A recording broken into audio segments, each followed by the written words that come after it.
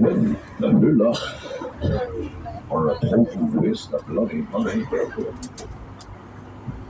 On the right through the trees is the law courts. The building next to it, it's the high all reinforced in steel, and it was built in 1972 to help protect the building from car bombs, troubles. We've seen the most bombings, shootings, and fatalities in any one year. But we'll be speaking more about the troubles as we go through the tour. On the left is St. George's Market. That's closing very shortly.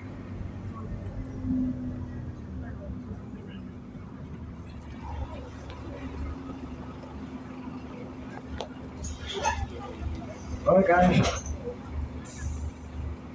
Well, it's St. George's Market. It was also used as a mortuary during the Second World War, when 900 victims were laid out there. When the Luftwaffe in 1994, it was the Northern Bank, and it seen the largest heist withdrawal in Irish history. 26 million was taken out of the bank. 11:30 tonight.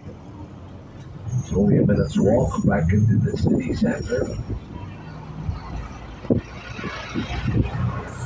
One of my recommendations on the left where the lights are, the Points Bar and Parisian Valleys.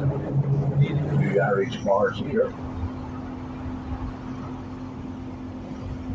And they have traditional Irish music every day of the week, where you can learn to play the four on the Irish drum for free.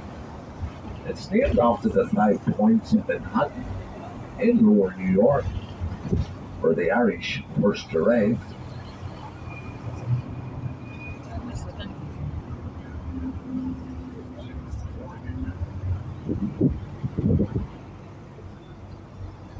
On the left is Lavery's Bar, and they claim to sell 1,000 pints of Guinness a day. That's just between me and a couple of the mates. Army, all 4 of them. That's about all you can fit in that park, unless they were having a barbecue.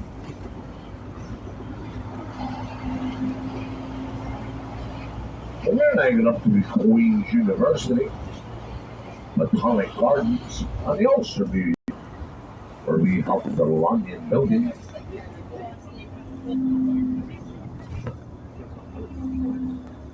Some of the more famous students who went to Queen's, the late David Trimble, Ulster Unionist leader, poet laureate, Seamus Heaney, and a famous Hollywood actor. I have a certain set of skills. I will find you. I'll get you and I'll kill you. Yes, Arnold, sorry, wrong film. Liam Neeson, of course.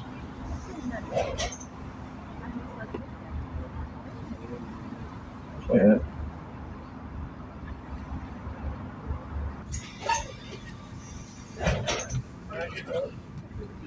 Oh, go ahead. Actually, go ahead. North, where a lot of filming work was done through the fall, but also Sir Kenneth Branagh, the guy who directed the Oscar-winning film Belfast, and it also starred Jamie Dornan.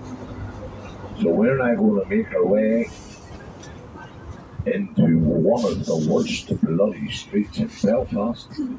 I hate this street. The most speed bumps and ramps in any one street. But it is on the tour, so I gotta do it.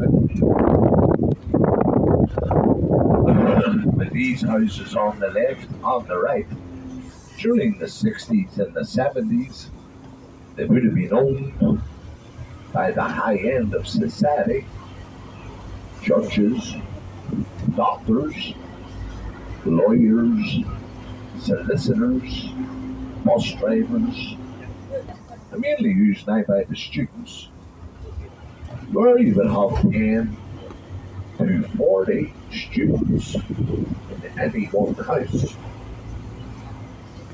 And that's just the bottom floor.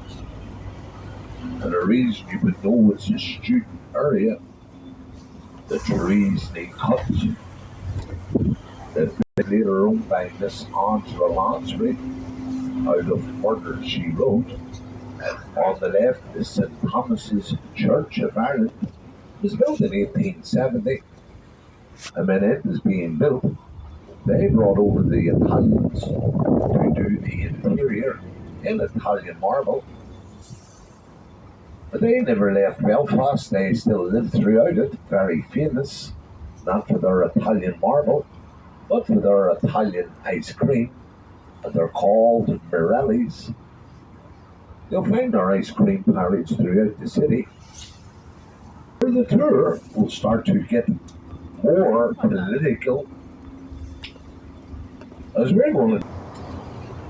And we're getting a bit of a nice view of the mountains.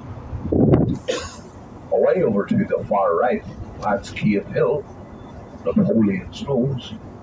That's where the castle is, Belfast Castle. And over to the left is the White.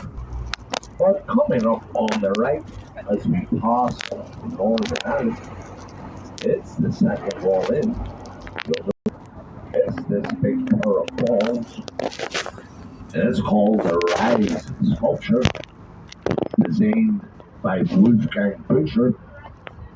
And it is on two balls. One ball inside the other ball.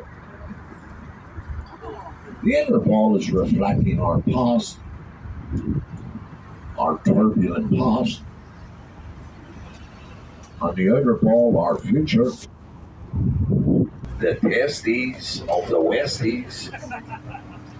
Nothing gets its proper name around these parts.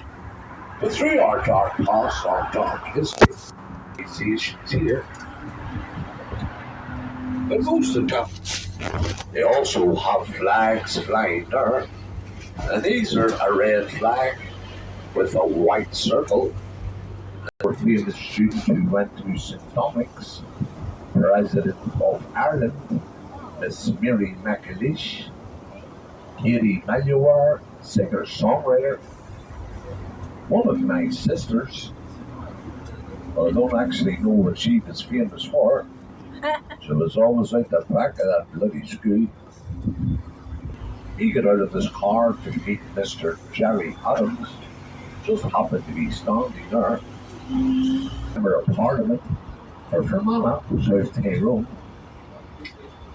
They were looking at their 5 demands for political status. Those 5 demands were eventually met. After 10 hunger strikers had died. So guys, just keep your cameras ready for coming up on the right. One there in particular of a British soldier surrounded by women, remembering the curfew. That's Francis Hughes, the second to die on hunger strike, one for the INLA, the Irish Nationalist Liberation Army. But the next one has me baffled.